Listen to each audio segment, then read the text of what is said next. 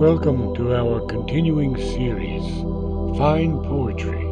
Today, Charlotte Bronte, Part 1, The Wood.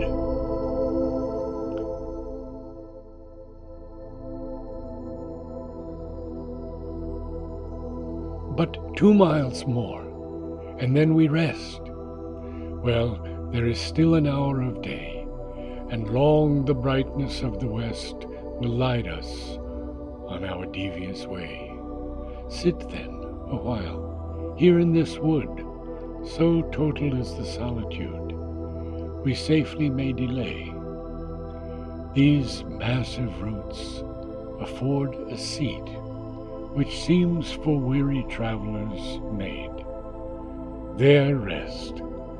The air is soft and sweet in this sequestered forest glade, and there are scents of flowers around. The evening dew draws from the ground. How soothingly they spread. Yes, I was tired, but not at heart.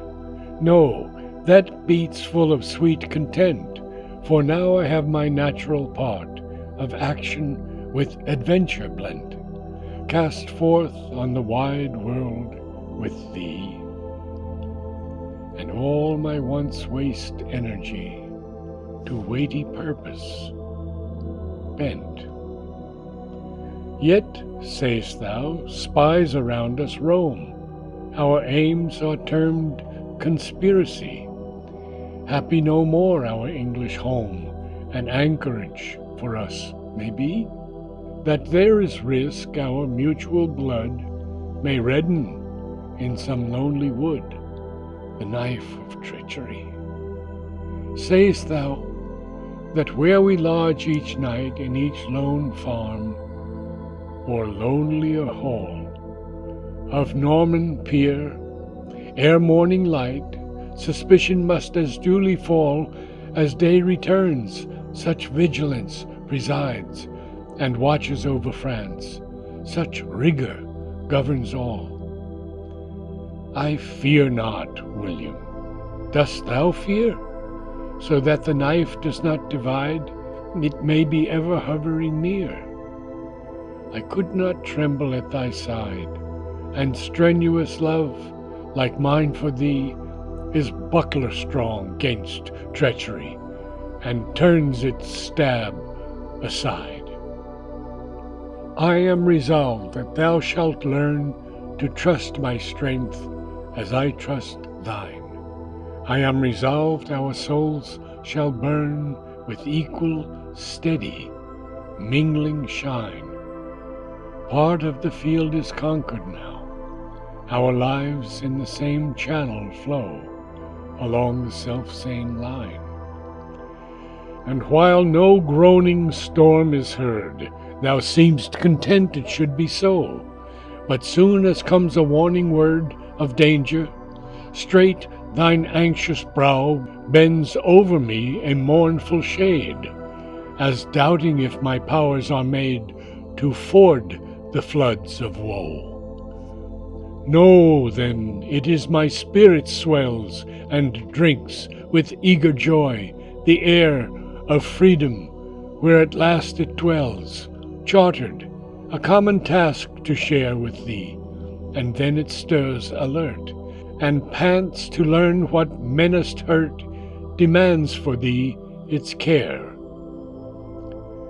Remember, I have crossed the deep, and stood with thee on deck to gaze on waves that rose in threatening heap, while stagnant lay a heavy haze, dimly confusing sea with sky, and baffling even the pilot's eye, intent to thread the maze of rocks on Bretaigne's dangerous coast, and find a way to steer our band to the one point obscure, which lost, flung us as victims on the strand.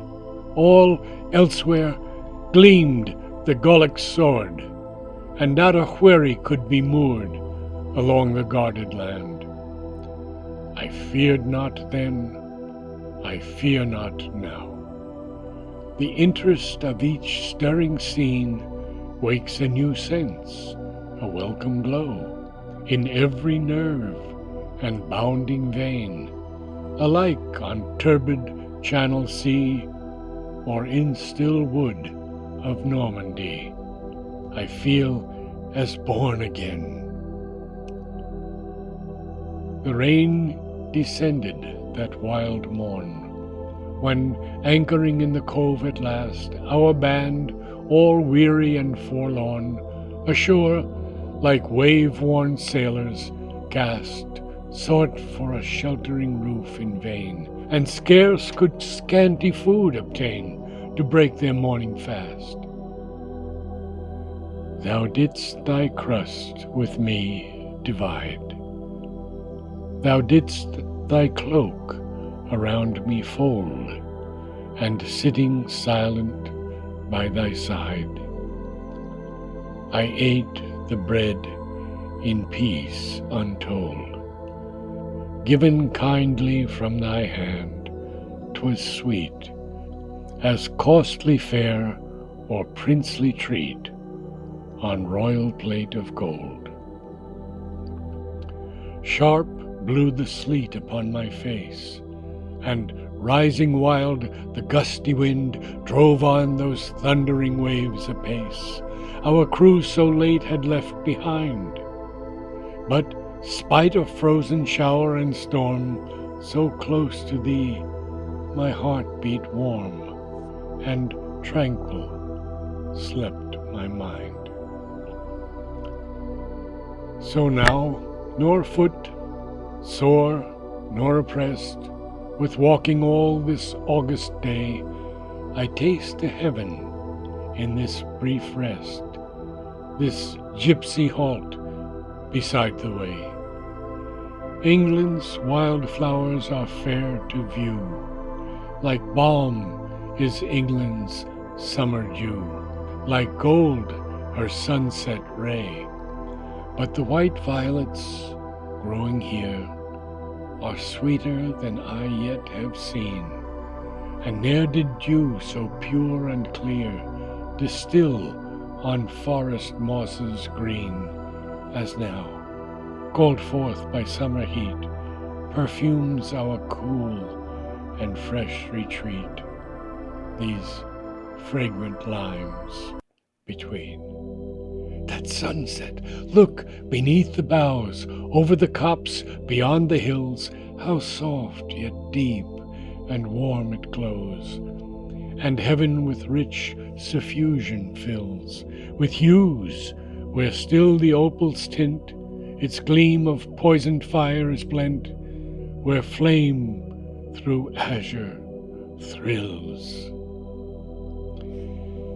Depart we now, for fast will fade that solemn splendor of decline, and deep must be the aftershade, as stars alone tonight will shine. No moon is destined pale to gaze on such a day's vast phoenix blaze, a day in fires decayed. There, hand in hand, we tread again the mazes of this varying wood, and soon, amid a cultured plain, girt in with fertile solitude, we shall our resting place descry, marked by one roof, tree towering high above a farmstead rude. Refreshed, ere long, with rustic fare, we'll seek a couch of dreamless ease. Courage will guard thy heart from fear, and love give mine divinest peace.